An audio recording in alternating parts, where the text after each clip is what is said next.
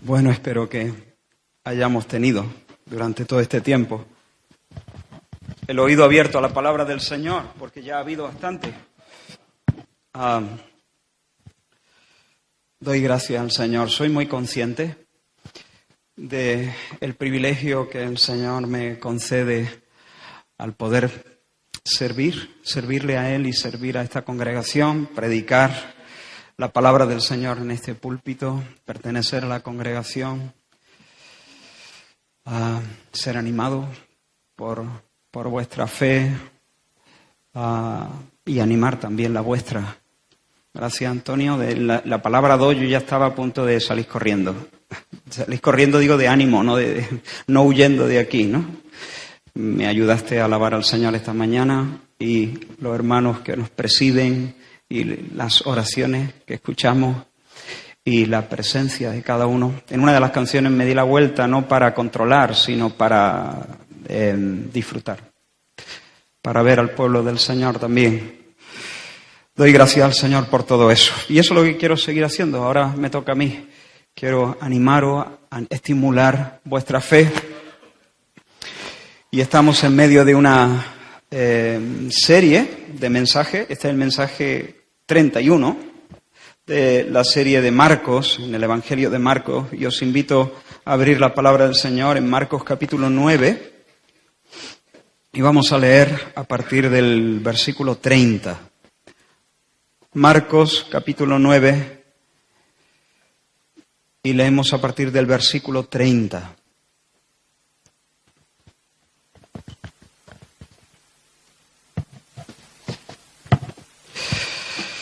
Jesús ha estado en Cesarea de Filipo, pero él ya ha salido, ahora en este texto que vamos a leer, él se sale de ahí y se dirige a la región de Galilea. En realidad se acerca al final de su ministerio. Es como el corredor que toma la última curva y encara la recta final, la recta de meta. Quedan como unos 5 o 6 meses para que Él se entregue en la cruz. Y vamos a leer entonces Marcos 9, 30, de ahí en adelante, dice la palabra del Señor. Habiendo salido de allí, caminaron por Galilea y no quería que nadie lo supiese, porque enseñaba a sus discípulos y les decía: el Hijo del Hombre será entregado en manos de hombres y le matarán, pero después de muerto resucitará al tercer día. Pero ellos no entendían esta palabra y tenían miedo de preguntarle. Y llegó a Capernaum y cuando estuvo en casa les preguntó: ¿qué disputabais entre vosotros en el camino? Mas ellos callaron, porque en el camino habían disputado entre sí quién había de ser el mayor.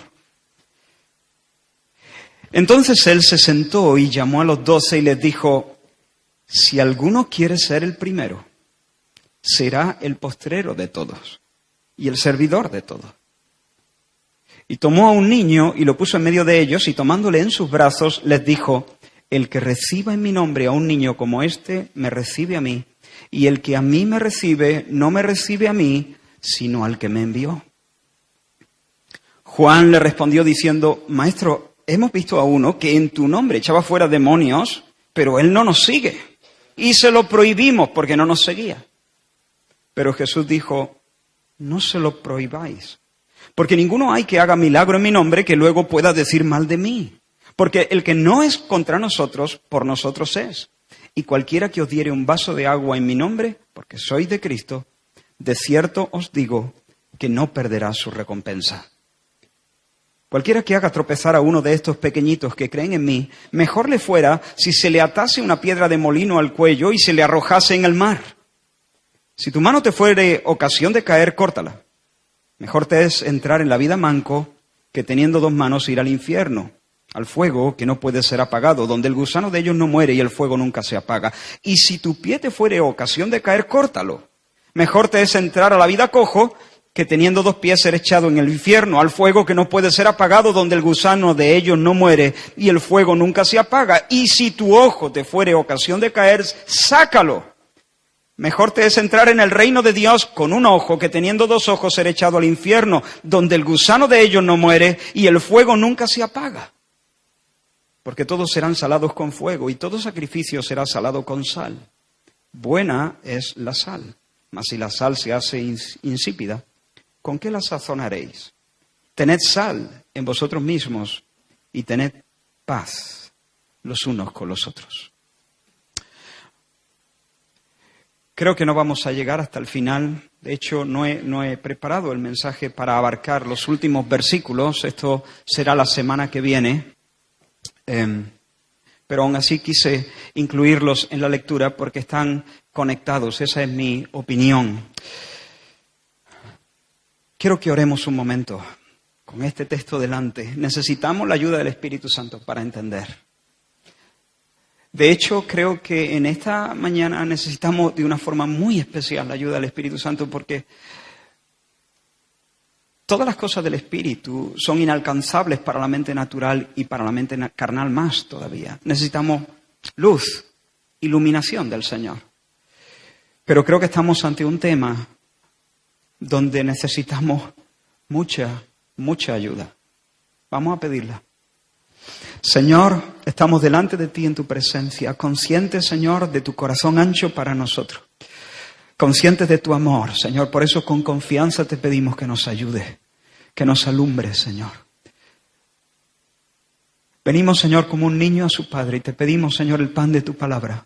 Y pedimos, Señor, entendimiento, Dios mío, y pedimos transformación, y pedimos milagros, Señor, en nuestro corazón. Y pedimos, Señor, que tú desates los nudos, que tú rompas, Señor, la estructura, Señor, de mentira, quites, derribes fortaleza en nuestras mentes, Señor, y que nos santifiques más y más, y nos hagas conforme a la imagen de Jesús, Señor. Paséate en medio de nosotros, Señor. Gánanos, véncenos, para que podamos vencer en el nombre de Jesús. Amén. Tengo una serie de puntos en el mensaje, no sé exactamente cuántos, 6 o 7. El primero se llama grandeza, el segundo pequeñez, el tercero grandeza, el cuarto pequeñez, el quinto grandeza, el sexto pequeñez y así sucesivamente. El primero entonces, grandeza.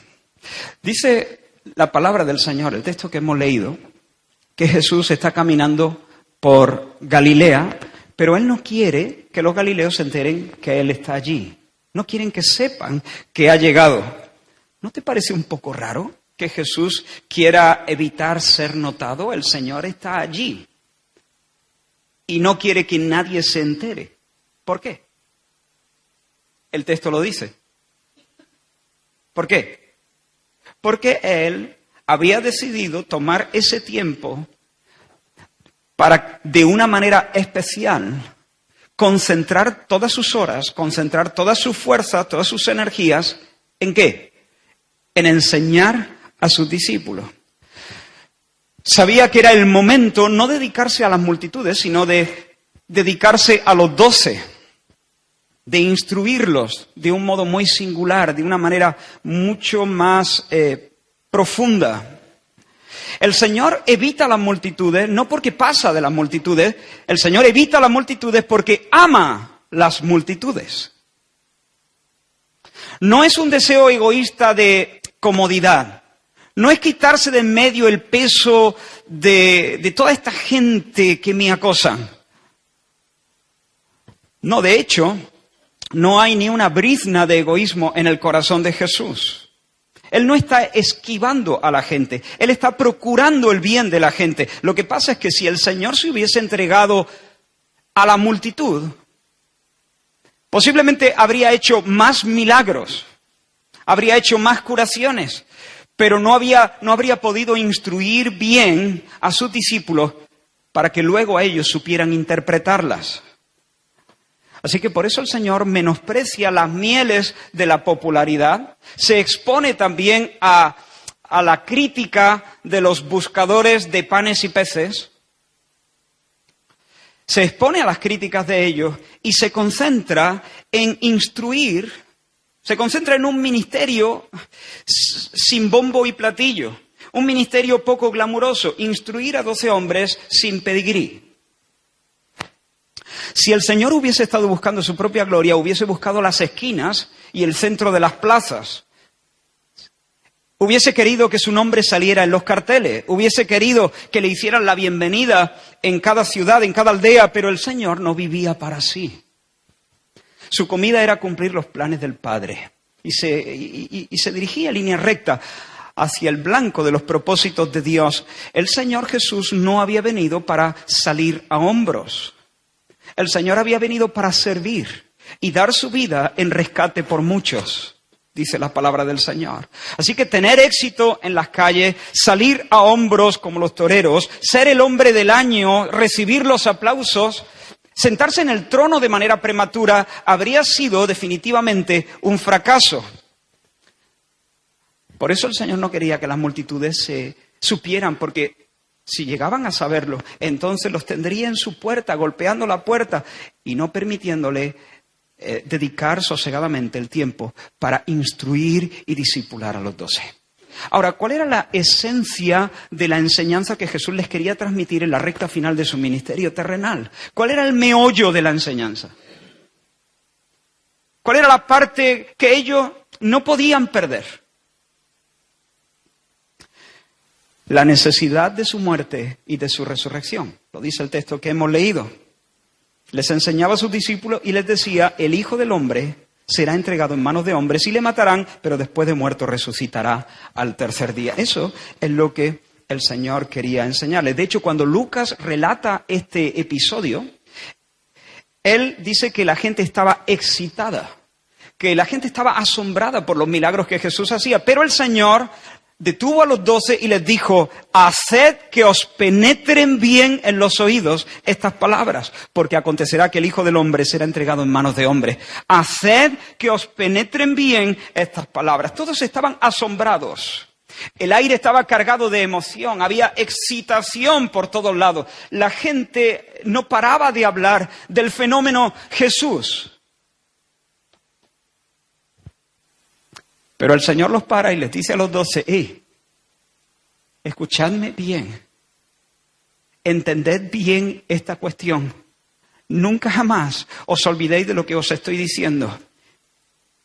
Tengo que morir, es necesario que muera. Voy a ser entregado en manos de hombres, me van a matar y después de 3 días voy a resucitar. No os olvidéis de esto. Sí, soy el Hijo del Hombre. El Hijo del Hombre es un título que Jesús usa para sí.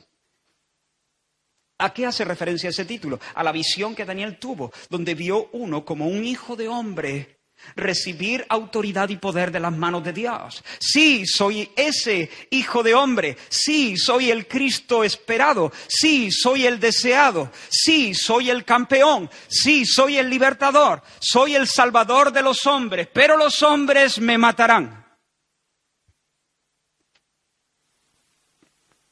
He hecho fuera demonios, pero yo no he venido para eso. O por lo menos solo para eso. Yo hago curaciones, pero esa no es el meollo de mi misión.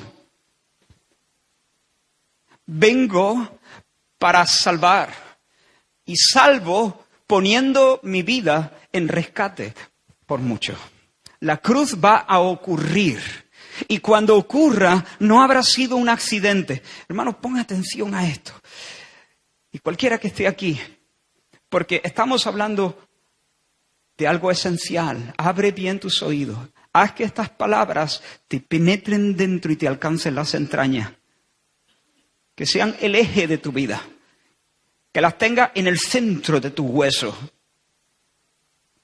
La cruz era necesaria. Voy a morir y voy a resucitar. Morir y resucitar, que no se os olvide. Si la muerte violenta y vergonzosa, si la resurrección triunfante, no hay nada de nada. Si Jesús se hubiera dedicado a las multitudes, hermano, desde la mañana hasta la noche, es más, si Jesús desde entonces se hubiera dedicado a las multitudes para hacer curaciones y milagros, y hoy en día estuviese radicado en Córdoba y desde la mañana hasta la noche pasase todo el día haciendo milagros y curaciones, echando fuera demonios, calmando nuestras tormentas, alimentando nuestros vientres con panes y peces, resucitando a nuestros muertos, no habría esperanza para nosotros. Si Jesús ahora mismo viviera en Córdoba y desde por la mañana hasta por la noche, Él viviera en tu casa, bajo tu techo, y se pasase todo el día sanándote, sanando tu enfermedad y dándote de comer, no habría esperanza para ti.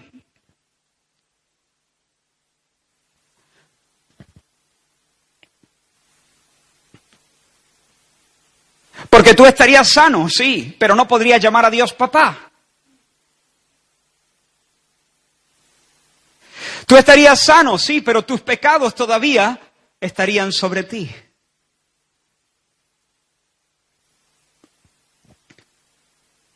Es Cristo crucificado, nuestra única esperanza. Un solo mediador. Cristo hombre crucificado en favor de los pecadores. ¡Qué amor!, ¿no?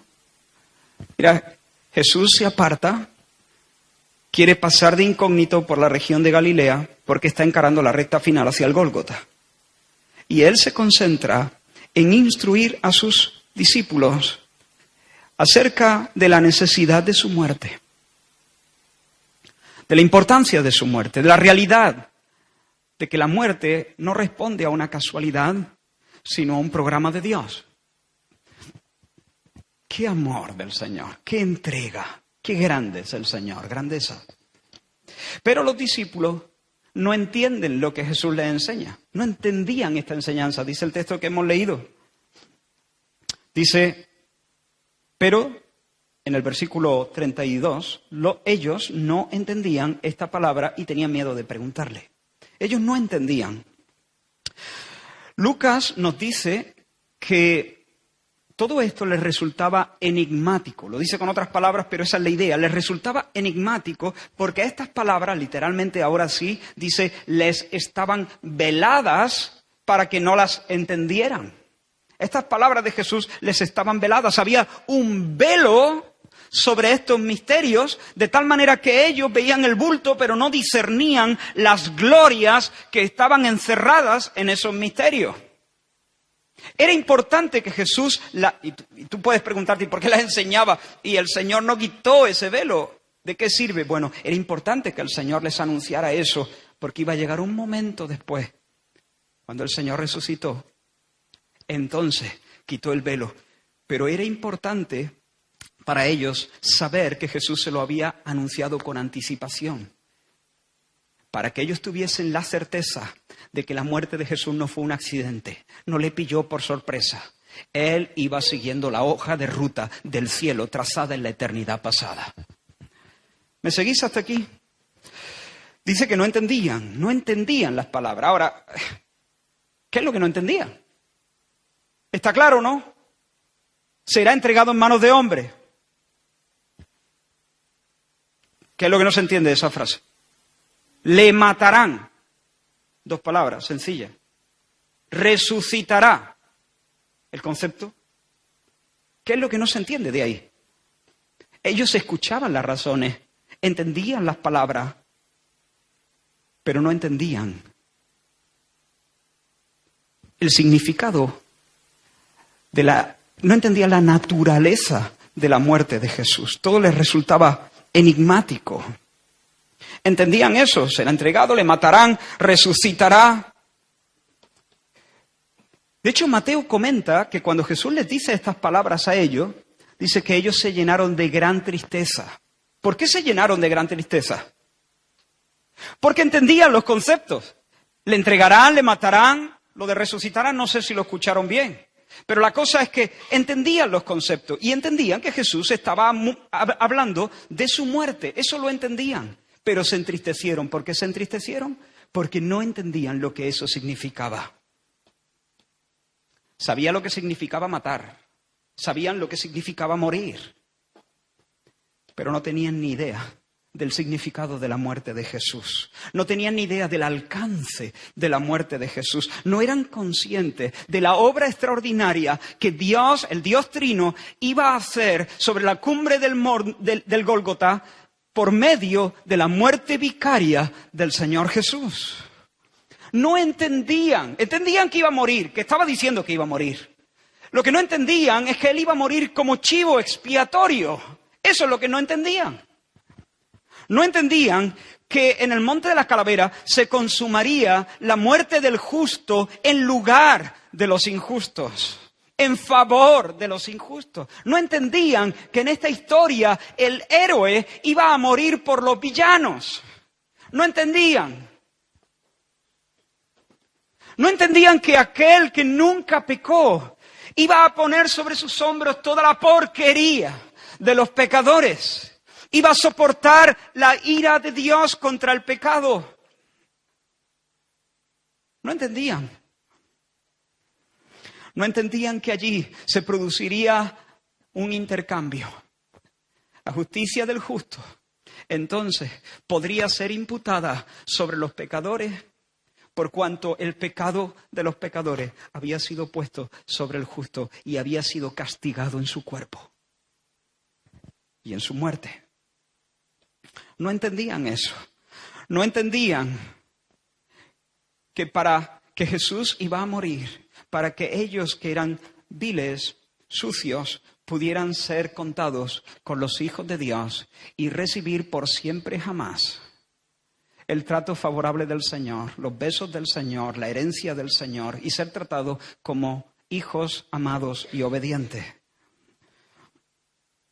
Los 12 entendían que Jesús, entendían lo de morir, pero no sabían que esa muerte era una ofrenda a Dios y era la única esperanza para ellos mismos. No entendían que si un carnero no aparecía trabado en la zarza, el puñal se tendría que hundir sobre sus cuellos.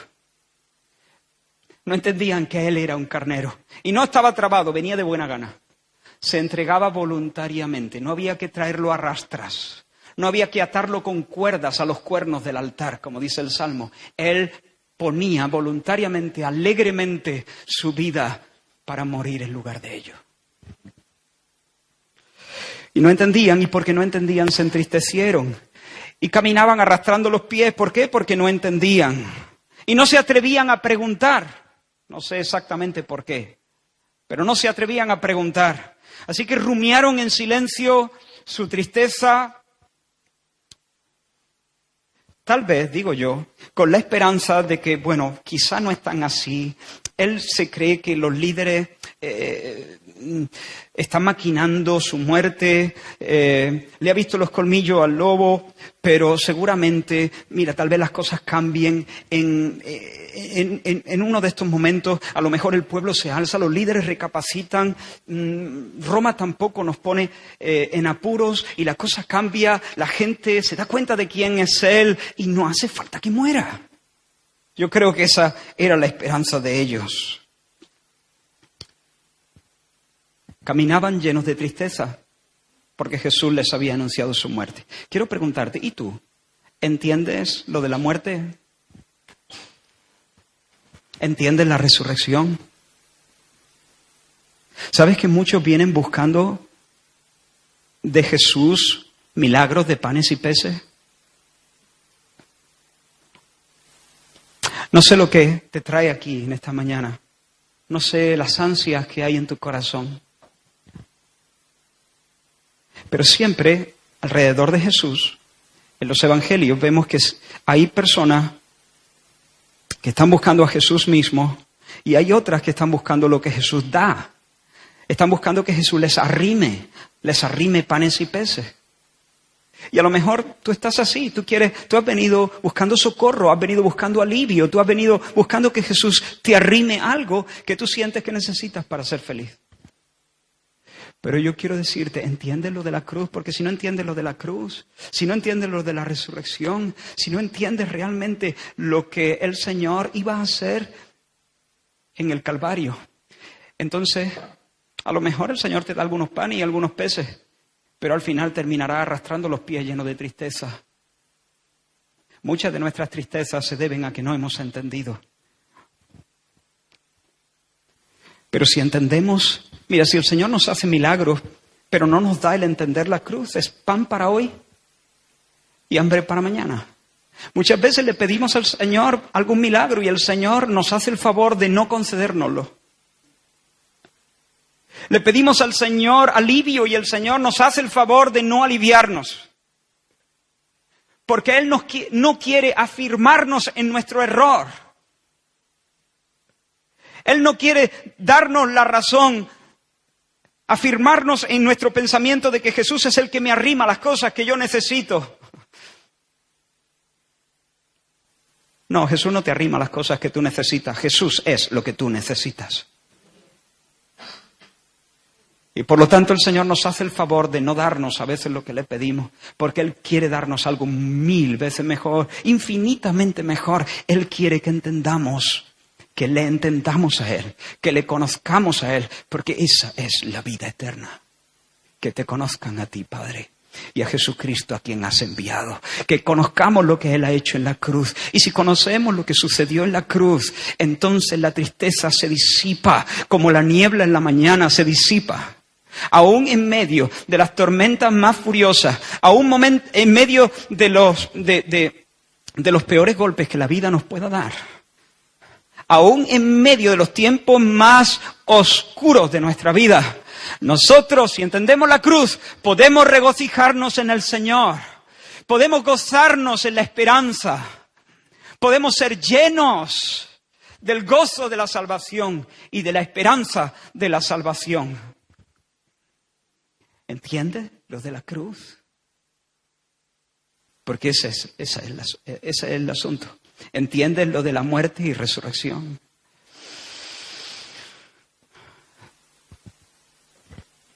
Porque Él nos puede enseñar las heridas, como aquel día después de la resurrección, cuando los discípulos estaban encerrados por miedo a los líderes judíos. Dice que estaban encerrados, habían atrancado la puerta y estaban llenos de miedo. Y Jesús se les aparece y les dice, ¿recordáis? Shalom, paz, paz. Y les enseña las heridas. Hermanos, así es. Porque Él tiene heridas, Él puede decirme shalom. Si Él no tuviera heridas, no podría decirme paz. Tendría que machacarme. Porque me lo merezco. Pero Él ya fue machacado. Tiene heridas. Entonces no tiene que herirme a mí. La espada que se revolvía para todos lados ya se ha hundido en Él. Está llena de sangre y ha vuelto a la vaina. Yo ya puedo ser salvado. No tiene que hundirse en mí. Él tiene heridas. Y ahora Él me dice, shalom, bendición, la sonrisa de Dios. Te quiero, hijo. Si yo entiendo las heridas, entonces en los momentos más oscuros de mi vida, yo puedo saberme bajo el shalom de Dios, la bendición de Dios, el cuidado paternal de Dios, la esperanza que nunca se viene abajo.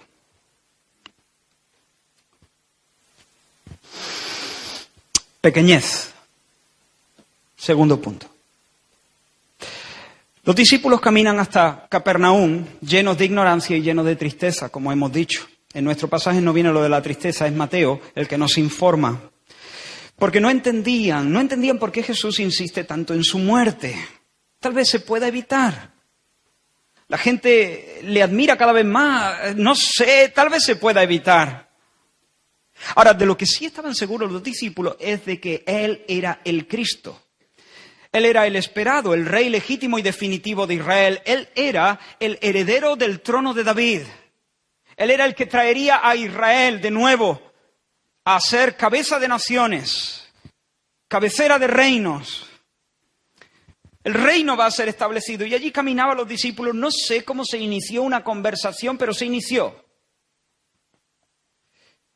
Están pensando en el reino, en el Cristo, en el reino, no sé cómo. Pero dejadme imaginar un poco.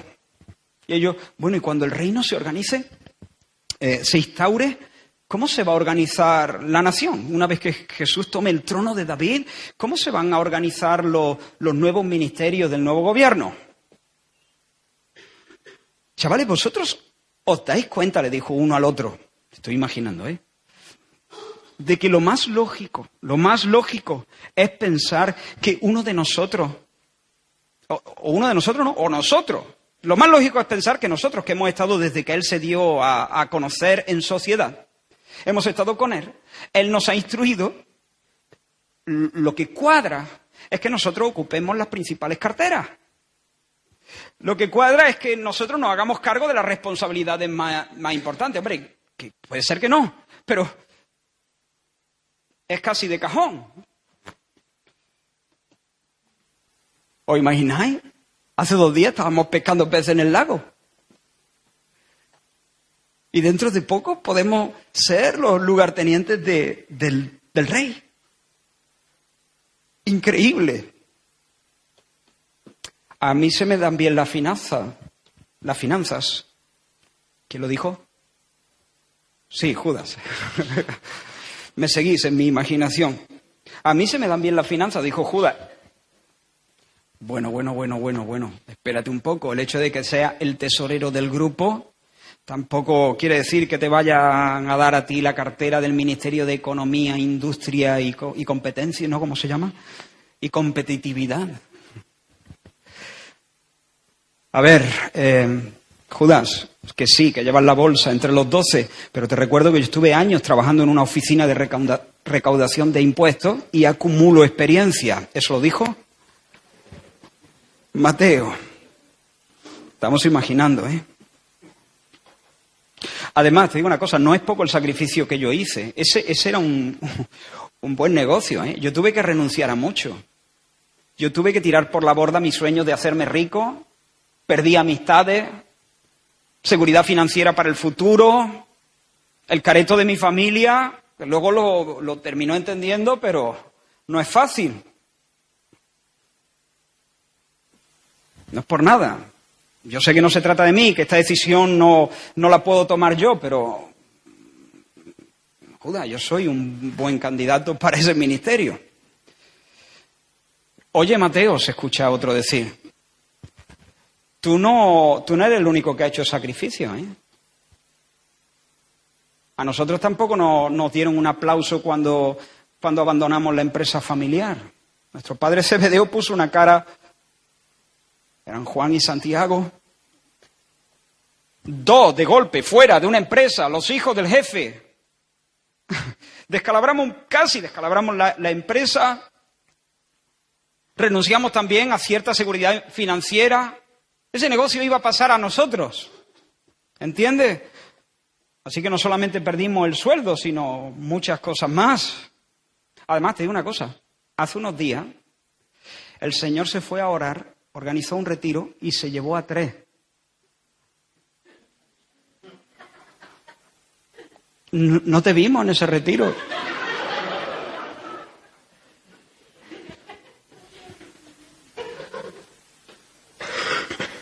A ver, no queremos ser pedantes, ni presumir, ni ser fantasmas, pero por otra parte, que somos medio familia, que todo cuenta.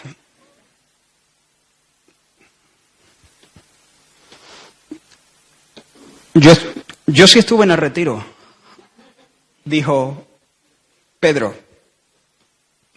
Bueno, Pedro, tú no te las des de nada, que tú eres el que más broncas te lleva.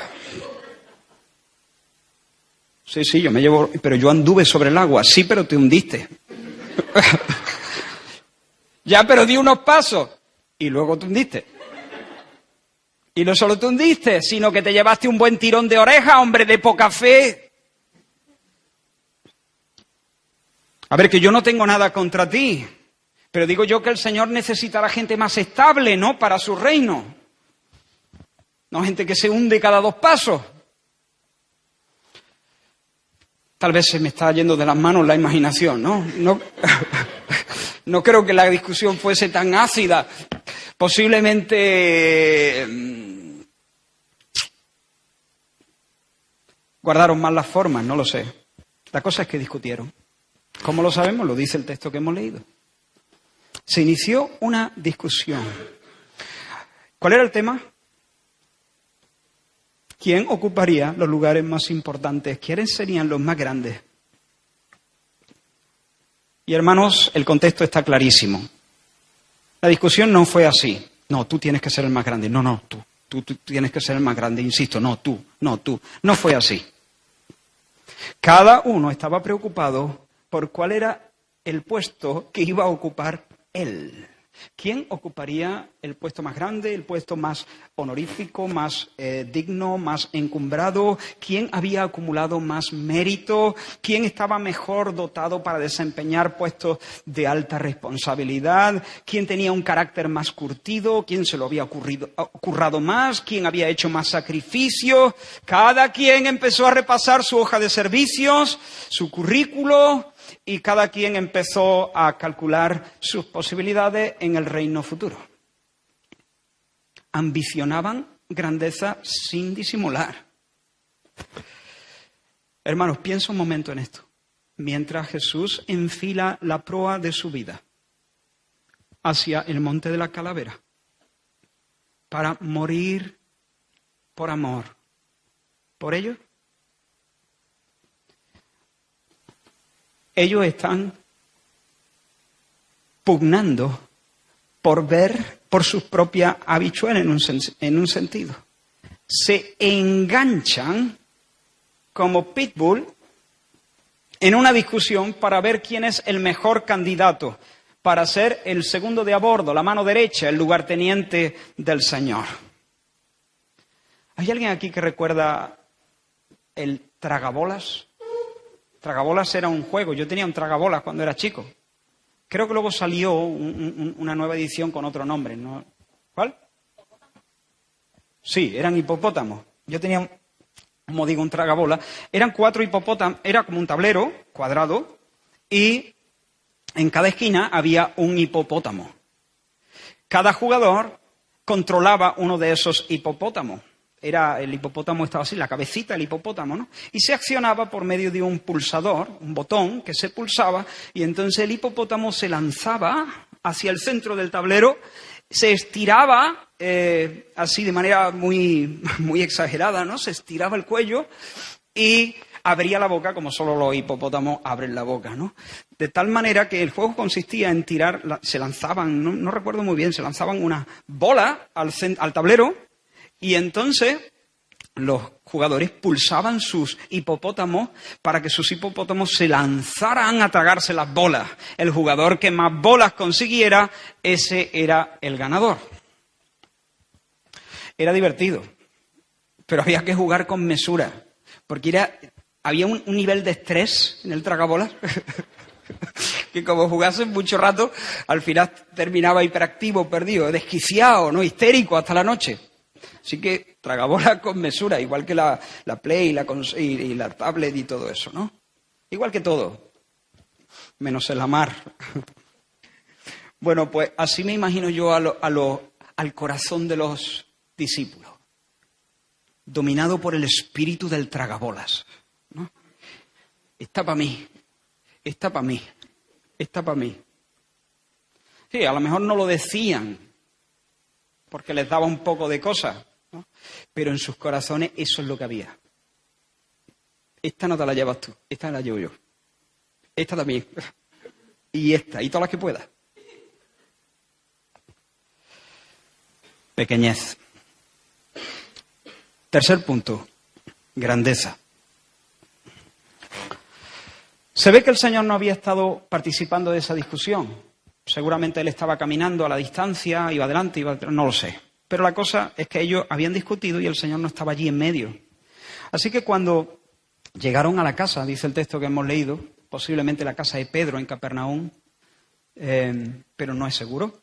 Cuando estuvieron en la casa, el Señor les dice, oye, ¿de qué hablabais tan acaloradamente en el camino? Parecía que estabais discutiendo. ¿De qué discutíais?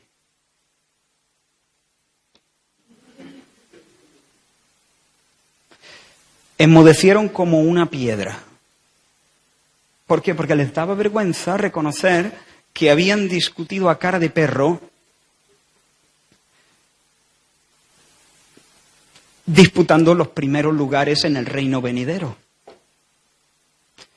Cada uno había estado presentando su candidatura para ser el mejor, el más grande, el más guapo, el más principal y el más importante. Eso es lo que habían hecho durante el camino. Jesús acaba de hablarles de que Él se encamina a la cruz, de que Él va a regalar su vida Él va a darla. Y ellos a tragar bola. Por el camino se habían relajado y la boca había dicho lo que había en el corazón, porque ya sabemos, la boca no dice nada que no esté aquí primero. Nada sale de aquí que no está aquí. De la abundancia del corazón habla la boca. Y lo que había aquí era ambición egoísta. Y la discusión la hizo manifiesta, su ambición egoísta. La ambición de ser más que los demás. Pero la pregunta del Señor ahora, ¿de qué discutir? La pregunta es, les corta el rollo, por así decirlo. Es como si le hubieran tirado una maceta desde el tercero. Y de repente, con esa pregunta se dan cuenta de lo desafinados que están con el corazón de Jesús. Su conciencia les apuñala, les aguijonea y no saben qué decir. ¿Tú te imaginas la escena? Oye, ¿de qué estabais discutiendo? Pero ellos dicen, callaban, silencio, mirando para otro lado, intentando disimular, cambiar de tema. Pero ellos sabían que cuando Jesús preguntaba no buscaba información. Cuando Jesús preguntaba lo que quería es exponer algo. Tensión en el aire, vergüenza, acusación. Y de repente Jesús los llama a todos y se sienta. Los rabís enseñaban así. Nosotros nos ponemos de pie para enseñar. De hecho, yo casi no sé hablar sentado. No, como que se me atascan los pensamientos. Pero ellos estaban habituados a eso cuando querían dar su lección, una lección solemne, magistral, se sentaban. Así que eso es lo que hizo Jesús, se sentó. No es por relajación, es como para decirle sacar la libreta. Ya sé que no había libreta en ese tiempo, es una manera de hablar. Pero es una manera de decir, os voy a enseñar, abrir los oídos, sacar la libreta, tomad nota de lo que os voy a decir. Tomad nota de lo que os voy a decir. ¿Y qué les dice? Les dice el Señor, mirad, ¿hay alguien aquí que quiera ser el mayor? Pues si alguno quiere ser el mayor, muy mal, fatal. Querer ser grande es indigno. ¿Es eso lo que Jesús les dice? No. De hecho, de las palabras de Jesús no se desprende que el deseo de grandeza sea malo. ¿Te has fijado? De hecho, Jesús les muestra cómo ser grande. Jesús no los reprende por querer ser grande. Él es grande. Lo hemos dicho al principio. ¡Qué grande! Jesús no los reprende por querer ser grande. Jesús los reprende por tener una idea pervertida de grandeza. Y Jesús les enseña, los ubica, los orienta, les muestra la senda hacia la verdadera grandeza. Jesús no les dice, no queráis ser grandes. Más bien les dice, si alguno tiene este deseo, apunta.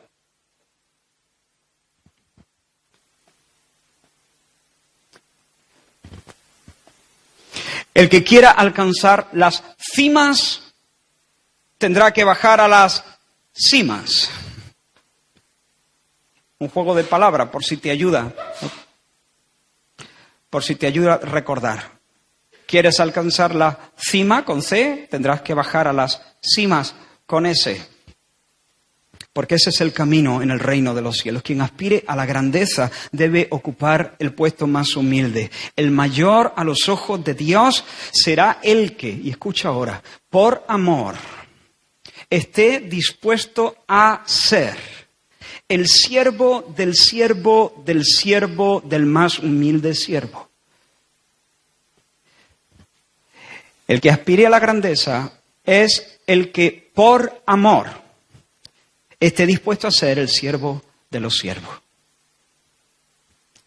Isaías 53 dice, hablando acerca de Jesús, por tanto, yo le daré parte con los grandes y con los fuertes repartirá despojos, por cuanto derramó su vida hasta la muerte y fue contado con los pecadores, habiendo él llevado el pecado de muchos y orado por los transgresores. ¿Se puede amar más? ¿Se puede servir más? Imposible. Por eso, yo le daré parte con los grandes. Jesús muere y se derrama sin reserva alguna en favor de los pecadores. Dios lo mira y le dice, grande. El más grande, de hecho. Eso es grandeza. Servir a todos por amor es alcanzar las alturas. Servir a todos por amor es alcanzar la cima. Y digo por amor, porque hay un servicio que en realidad no merece ese nombre. Se trata de un trabajo que detrás de una apariencia de generosidad y de altruismo, en realidad no es altruismo, ni es generosidad, ni es amor. Es una maniobra egocéntrica de alcanzar provecho para uno, promoción, prosperidad propia. ¿Se entiende eso? Quien sirve a alguien, entre comillas, para que otros lo sepan, para que otros lo vean, en realidad nunca sirvió. Se sirvió.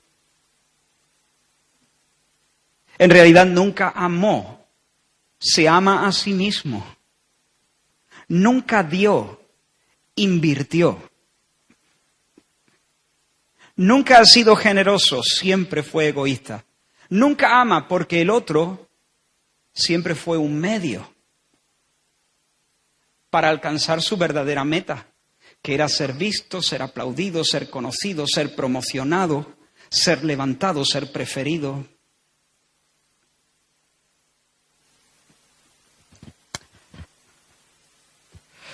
Ser cristiano es renunciar a la ambición. Perdón, no es renunciar a la ambición de ser grande. Ser cristiano no es renunciar a la ambición de ser grande. Ser cristiano es tener una santa ambición de verdadera grandeza. Es decir, una santa ambición de servir a los demás por amor, agradando a Dios en todo. Agradar a Dios en todo, sirviendo a los demás, motivado por el amor. Eso es grandeza. Grande es el que renuncia a vivir pensando, ¿y dónde quedo yo? ¿Y dónde quedo yo? ¿Todo lo vas a llevar tú? Renuncia a vivir pensando, ¿y dónde quedo yo? Para vivir diciendo, ¿cómo puedo servirte para que tú llegues más lejos? Grande es el que renuncia a vivir dominado por el espíritu del tragabolas, para vivir arrimando bolas, para que el otro las alcance. Tú dices, te estás pasando. Tú mismo. Mira las palabras del Señor. El Espíritu Santo inspira a Pablo para que escriba a los filipenses las siguientes palabras. Nada hagáis por contienda o por vanagloria. Los que se sienten fuertes provocan, los que se sienten débiles envidian. Los que se sienten fuertes provocan, los que se sienten débiles envidian. Nada hagáis, ni de una manera ni de la otra. Nada hagáis por contienda o por vanagloria. Antes bien con humildad, estimando cada uno a los demás como superiores a él mismo. No mirando cada uno por lo suyo propio. Sino cada cual también por lo de los otros. Haya pues en vosotros este sentir que hubo también en Cristo Jesús. ¿Qué hizo Cristo Jesús desde su esquina? Él podía haberse tragado todas las bolas. Suyas son las bolas. Suyo es el tablero. Suyo son el resto de hipopótamos. ¿Pero qué hizo? Siendo en forma de Dios, pudiendo tragarse las bolas y el tablero y a los hipopótamos también. No estimó ser igual a Dios como una cosa a la que aferrarse, sino que se despojó a sí mismo, tomando formas de siervo. Hecho semejante a los hombres, estando en la condición de hombre, se humilló a sí mismo, haciéndose obediente hasta la muerte y muerte de cruz. Grandeza. Entonces el Señor toma un niño pequeño y lo sienta en sus brazos. Allí está. Imagínate, ten esa imagen en la mente.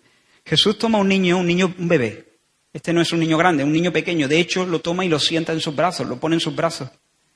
Jesús posiblemente sigue sentado y el niño está sentado en su regazo. Mira un momento a ese niño. Está allí frente a ese grupo de hombres que tienen grandes ambiciones egoístas. Quieren ser los grandes ministros del gran nuevo reino. Mira a esa personita totalmente ajena a esa disputa. ¿Ve al niño? Algunos piensan que era el hijo de Pedro o que pudiera haber sido. Bueno, no lo sé, era un niño anónimo. Un niño no importante, no era el hijo del César ni nada de eso, un niño anónimo, un bebé. Él es el menor, él es dependiente, de hecho, como Jesús lo suelte, se pega un porrazo. Necesita que el Señor lo cargue. Y sin embargo, no le importa. No le importa para nada tener que ser cargado en los brazos de Jesús. Es débil, necesita que Jesús lo sostenga, pero está feliz de la vida. ¿Me sigue? Nadie ha escrito un libro sobre él, ni siquiera un mísero articulillo por ahí de él. No le han invitado a la cena de gala que va a dar el gobernador para las personas importantes de la ciudad. No le han puesto su nombre a ninguna calle del pueblo. Y, ¿lo ves? Feliz de la vida. Allí está. No repara en el glamour de sus pañales. No envidia la cuna del vecino. Tal vez la suya es más sencilla, más barata, más fea. Y feliz de la vida. Si el reino se consumara esa misma tarde, él no pelearía por ninguna de las carteras ministeriales. Estaría contento con seguir en los brazos de Jesús. Ya está. Porque su gozo no depende de recibir honores o palmaditas, no depende de ser el preferido, no depende de ser el favorito. Sencillamente descansa. Míralo, descansa. No está preocupado por la marca de sus pañales. ¡Qué grande! Grandeza. Lo que Jesús nos quiere enseñar con este niño es humildad y dependencia. Cuando Jesús nos dice que debemos hacernos como ellos, no está diciendo que debemos ser eternamente improductivos y que nos tengan que cargar eternamente. Lo que nos quiere, o inocentes, como dicen algunos, ¿no? No, tenemos que ser inocentes como los niños. No, los niños no son inocentes. Son pecadores. En pecado me concibió mi madre, dice David. Como un pecador, dicen algunas versiones. Como pecador me concibió mi madre. Se apartaron de ti desde el vientre, dice otra escritura. No es que Jesús nos quiera enseñar que tengamos que ser inocentes como los niños. La lección es esta, humildad y dependencia. Ahora, hermano, una cosa. Los niños, y no quiero que os perdáis aquí, los niños eran especialmente insignificantes en el tiempo de Jesús. Vamos, en otras palabras, un cero a la izquierda. Los niños no eran contados, por así decirlo. Eran un proyecto. Eran un proyecto de algo que podía llegar a ser, pero de momento no era. Por ejemplo, si un padre tenía un niño que no quería tener, podía llevarlo al río, meterle la cabeza debajo del agua hasta que dejase de moverse y dejarlo ahí para que se lo comieran los peces. Y nadie le iba a decir ni mu a ese padre.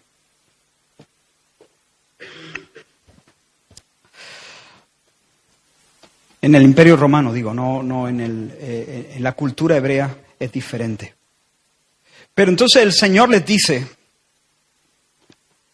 bien, os voy a decir cómo se ven las cosas desde la perspectiva de Dios. Mirad, Jesús está allí con el niño en brazos. Os voy a decir, Si tú te olvidas de hacerte un nombre, si tú decides matar tus sueños de poder, si tú decides renunciar al control, a ser el importante, si tú dejas vivir en plan tragabolas, si tú dejas de ir por la vida abriendo los codos. ¿Has visto las carreras de ciclismo? Cuando los sprinters de los equipos encaran la recta final ya a pocos metros de la línea de meta. Empiezan a sprintar y empiezan a abrir los codos un poco para que nadie se les meta encima y les robe el espacio que ellos necesitan para abrirse paso en primer lugar y cruzar los primeros la línea de meta. Y ahí van abriendo los codos, algunos de una manera un poco agresiva, algunos, ¿no? Si tú dejas de vivir abriendo codos para hacerte un hueco allí que nadie te ocupe el espacio, si tú das muerte a tus ambiciones egoístas, si tú renuncias a tus preocupaciones ombligocéntricas, si tú empleas tu vida, tus fuerzas, tus horas en recibir a un niño como este, si eso es lo que tú haces durante toda tu vida, Dios te mirará, te alumbrará con su sonrisa y te dirá, ¡qué grande! Invertir tu vida para el gozo, para el bien de un niño anónimo. Dejarte las fuerzas en servir a un don nadie. No vas a salir en los periódicos. No va a haber periodistas en tu puerta. No va a haber muchos que hablen de ti. Nadie te va a envidiar. De hecho, mucha gente incluso a lo mejor te menosprecia. ¡Qué desperdicio de vida! Pero si te entregas, si entregas tu vida para sostener la pequeña vida de un niño anónimo, el cielo mirará tus labores y las mirará como el trabajo más honroso y más digno y como el privilegio más alto. Si tú amas así, con generosidad de verdad, sin agendas secretas, sin cartas en la manga, porque los niños no te pueden dar.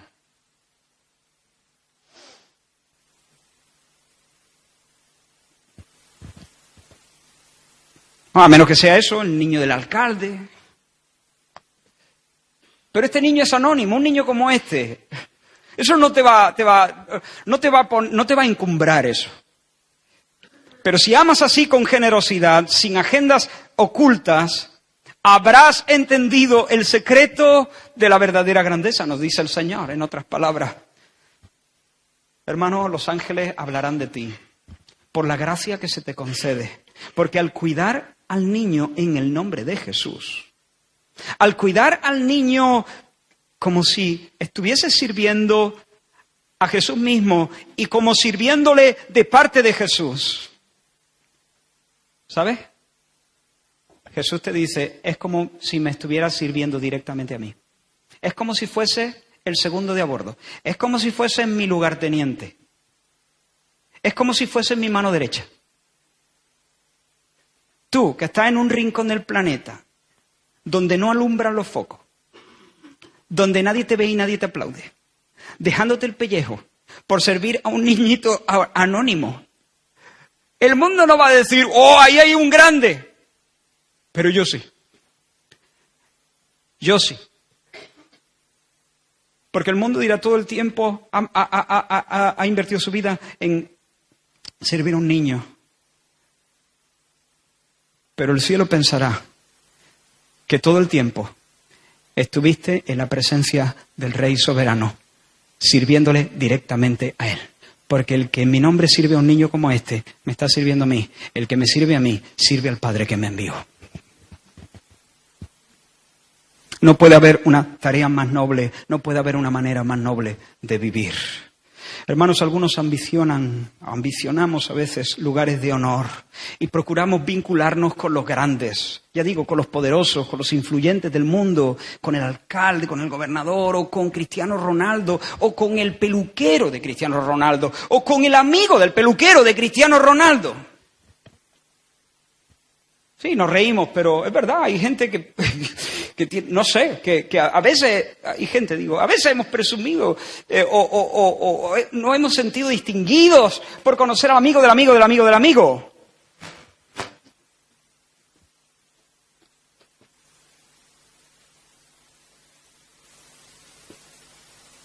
Que hay ansias a veces de una grandeza pervertida, mundana.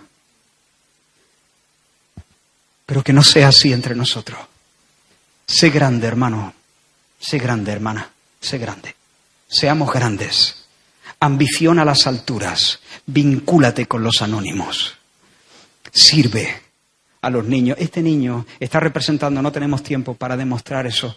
Jesús quiere que este niño represente a todos los verdaderos creyentes que se colocan en sus brazos y cuyo gozo es estar a salvo en los brazos de Jesús. El niño representa a los creyentes. Por tanto, es grande quien vive en torno a los creyentes y los sirve hasta vaciarse, sin reservas, con miras a que ellos sean todo lo que Dios quiere que ellos sean, con miras a que ellos puedan escalar las alturas que Dios quiere que ellos escalen. Grande en el reino de Dios es el más sacrificado de los gregarios. Estaba pensando en en las grandes competiciones ciclistas. Sabéis que los equipos tienen ¿cómo le llaman? Al jefe de filas, ¿no? El jefe de filas es la estrella del equipo, es el corredor que más, oportunidades tiene de llevarse el premio. Entonces, a él procuran tenerlo entre algodones, procuran hacerle la vida fácil, procuran ayudarle lo posible para que él llegue cuanto más fresco mejor a los últimos kilómetros de la etapa. Así que él reserve fuerza. Y luego está el resto de equipo. A ellos se les suele llamar, por lo menos los comentaristas de televisión española, los gregarios. Los gregarios. Y el gregario, hay algunos gregarios que son impresionantes, ¿no? Los gregarios nunca van a tener tanta fama ni tanto glamour. Los gregarios nunca ganan las grandes vueltas. Los gregarios, de hecho, no ganan ni siquiera etapas, casi nunca. Es raro ver, sobre todo los gregarios más importantes. Porque a estos les toca vaciarse completamente kilómetros antes de alcanzar la meta. Y se colocan al frente y le cortan el aire al corredor estrella para que él vaya un poquito más cómodo. Y si hay una racha de viento que da de este costado, ellos le tapan en lo posible para evitar que sus fuerzas se desgasten, para que él esté fresco. A veces los gregarios entran 40 minutos después, cuando la organización está desmontando el podio.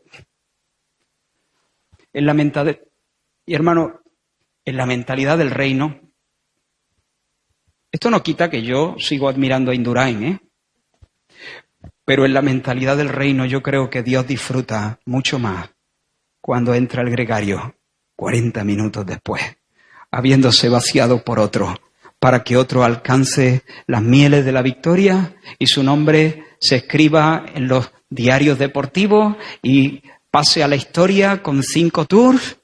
Hoy recordamos a Indurain, pero yo no sabría decir los 5 nombres, quizá algunos, los más forofos del ciclismo sí, de sus gregarios. Pero yo creo que cuando ellos atravesaron la meta, 30, 40 minutos, algunos rozando el límite para ser descalificados de la carrera, Dios ahí es donde se frotó las manos y tenía lágrimas en los ojos de emoción. Porque en la mentalidad del reino, el que se vacía para que otro pase primero la meta, Dios lo mira y le dice, ¡qué grande! ¡Qué grande!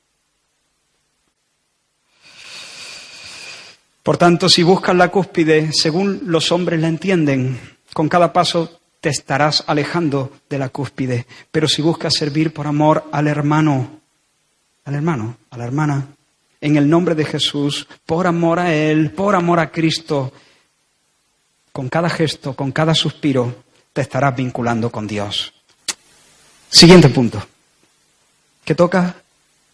Pequeñez de nuevo. De repente Jesús dice de tomar a un niño y recibirle en su nombre. Y yo creo que la conversación pudo ser más o menos así. Y aquí de nuevo uso mi imaginación y vosotros, examináis lo que digo. Pero tal vez Juan dijo, por cierto, ahora que dice recibir en tu nombre. ¿Saben, Señor, que hemos visto a alguien haciendo cosas en tu nombre? Hemos visto, de hecho, a un hombre que estaba echando demonios en tu nombre, pero no nos sigue, va por su cuenta. Imagínate el Señor, echa demonios a su bola. Echando demonios, pero no es parte de nuestro grupo. Por supuesto, Señor, se lo hemos prohibido.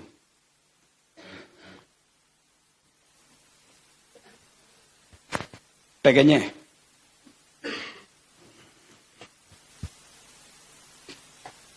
No, Juan. Por cierto, Juan, el discípulo del amor, ¿eh? Cuidado con Juan. Lo que hace el Señor, ¿eh? Cómo Dios transforma a las personas. Por eso hay esperanza para mí y para ti. Juan, no se lo prohibáis. Dice que estaba expulsando demonios, sí. ¿Y salían? Parece que sí. Por cierto, recuerdo que los discípulos habían estado hace muy poco intentando echar los demonios de un muchacho y no habían podido. O sea que se habían encontrado con un hombre que estaba haciendo lo que ellos no podían hacer, o lo que ellos no habían podido hacer. ¿Y salían? Pues sí, salían. ¿Y lo hacía en mi nombre? Pues sí, Señor, apelaba a tu autoridad. ¿Y cuál es el problema? ¿Cómo? ¿Cuál es el problema? No te entiendo, Señor. Vamos a ver, Juan. Dice que echaba fuera demonios, sí. O sea, que estaba luchando contra Satanás. Eso es. Y dice que los demonios salían. Es decir, que estaba abriendo brecha en terreno contra el enemigo. Estaban siendo quebrantados los demonios. Sí. Y dice que lo hacía en base a mi autoridad. ¿Por qué habéis querido frenar esa obra? ¿Por qué le ponéis un palo en la rueda a ese hombre? ¿Por qué se lo prohibís? Pues, Señor, ¿cómo? No es de nuestro equipo. ¿Y qué? Yo tampoco soy de tu equipo. ¿O sí? ¿O sí? No, Jesús no es del equipo de nadie. Jesús es Él. ¿Recordáis a Josué? Cuando vea a Jesús preencarnado viniendo a él con una espada desenvainada, ¿eres de los nuestros o de nuestros enemigos? ¿Eres de los nuestros o de nuestros enemigos? ¿Y qué le dice el Señor? No. ¿No qué? Ni una cosa ni la otra. Ni soy tuyo ni soy de tus enemigos, soy yo. Yo tengo mi agenda. La cuestión, querido Josué, es si tú eres de los míos o eres de mis enemigos. Esa es la cuestión. Y hermanos, para terminar, el reino de Dios no acaba donde acaba nuestro círculo, porque Dios no es de nuestro equipo. Dios no es de esta congregación. La cuestión es si esta congregación es del equipo de Dios. Esa es otra cuestión. Dios no es bautista, aunque a algunos les resulte muy difícil creerlo. Dios es Dios. La cuestión es si nosotros, las iglesias bautistas, estamos del lado de Dios, en el equipo de Dios. Esa es la cuestión. Pero entonces debemos recibir a todos los que se llamen cristianos y darle un empujoncito y animarlos. Por supuesto, hay algunos motivos por los que nos podemos negar a dar la diestra de compañerismo a algunas personas. Y voy a decir los dos principales. Una vida que no se ajusta a las demandas de Dios. Juan mismo, escribiendo su epístola, si andan en tinieblas. Y cuando se apartan de la sana doctrina, en lo que son las doctrinas cardinales, si dice que Jesús no ha venido en carne, no le recibáis, no puede venir de Dios esa persona.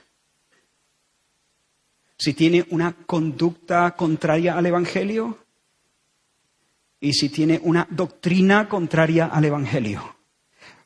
Pero este hombre no tiene una conducta contraria al Evangelio, este hombre no tiene una doctrina contraria al Evangelio, su doctrina, digamos, es sana. Estaríamos hablando de un verdadero creyente. ¿Cuál es el problema de este hombre que echa fuera demonios? Que por alguna razón que desconocemos no se había vinculado con el grupo de los 12. Y porque no tenía la camiseta del equipo de los 12, entonces parece que no podía ministrar con la bendición de ellos. Juan y el resto también están cayendo en más de lo mismo, más de lo mismo. Antes abrían codos para buscar un lugar para su yo individual y ahora abren codos para buscar un lugar de preeminencia y de control y de importancia para su grupo particular. Lo mismo, sectarismo orgulloso, orgullo, deseo de control, querer tener el monopolio, querer ser el más importante, querer ser más que el otro. Hermanos, lo importante es que el reino avance, ya sea que lo haga a través de mí o al margen de mí. ¿Y qué, hermanos, si Dios decide hacer las obras más grandes por medio de alguien que no esté entre nosotros? ¿Y qué si el Señor quiere traer liberación y avivamiento a esta ciudad por medio de esa parroquia? Siempre que se conviertan verdaderamente al Señor, entiendan el significado de la cruz, entiendan el nuevo nacimiento, el amor y la justicia de Dios, el poder y la obra del Espíritu Santo. Y hay una revolución, un avivamiento, una verdadera conversión, pero nunca pertenecen a la iglesia evangélica. ¿Y qué? ¿Es que Dios no es evangélico? No quiero que se malinterprete esto. Recuerda, he dicho doctrina.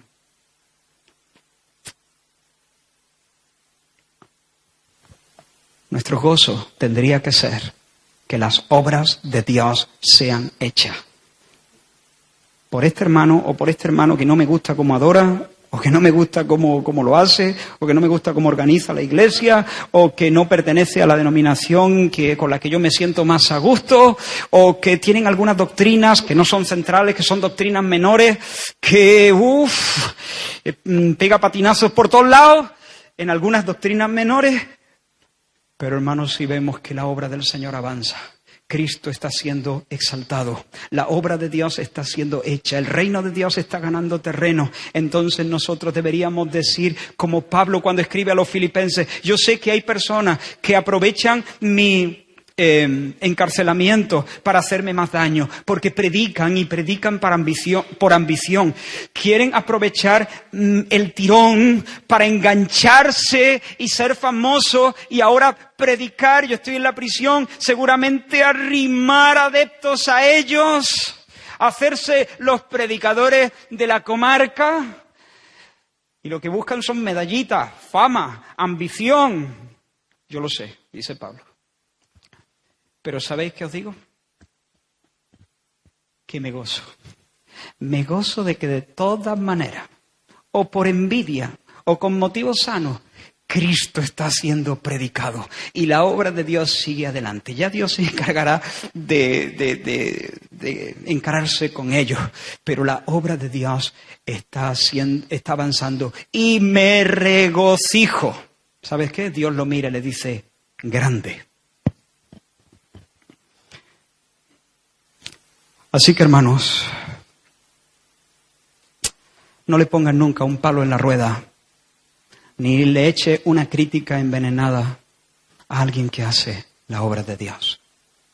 Dale un vaso de agua, no le meta un palo en la rueda, porque si tú le das un vaso de agua a alguien que está haciendo la obra de Dios, ese vaso de agua no quedará sin recompensa. Y ese hombre estaba echando fuera demonios. Tampoco quedará sin recompensa. Porque si dar vasos de agua tiene recompensa en el reino de Dios, echar fuera demonios, por supuesto, tiene recompensa en el nombre de Dios, en el reino de Dios. Y esos discípulos querían estorbar a alguien que el cielo quería recompensar. A veces necesitamos que el Señor nos sane nuestro corazón. Hermanos, termino. Quiero invitaros a orar un momento.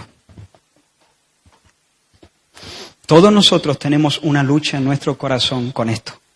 Cada corazón en este lugar no está del todo sano en este asunto. Hay algunos que están en un punto, hay otros que están en otro punto, estamos en otro punto. Algunos han avanzado más, otros hemos avanzado menos, no lo sé. Pero cada corazón necesita seguir siendo curado. ¿Y cómo? Mirando al Señor. Al Cristo crucificado, a Jesús el Cordero, al chivo expiatorio. Y al mirarle, que por el Espíritu seamos transformados a su imagen. Mira al Señor y dile: Señor, cúrame, cúrame, cúrame, cúrame, cúrame, cúrame, porque quiero ganar. Yo no quiero ser gregario, quiero ganar. Quiero que mi nombre se escriba. Por eso no doy mi receta secreta. Porque si doy mi receta secreta, me quedo sin aquello que me distingue. Pero cúrame, Señor, cúrame, sigue curándome, hasta que yo sea como tú y pueda dar todas mis recetas secretas. Para que tú me miras y me digas: ¡qué grande! Vamos a cantar esta canción y mientras responde al Señor en oración. Aleluya.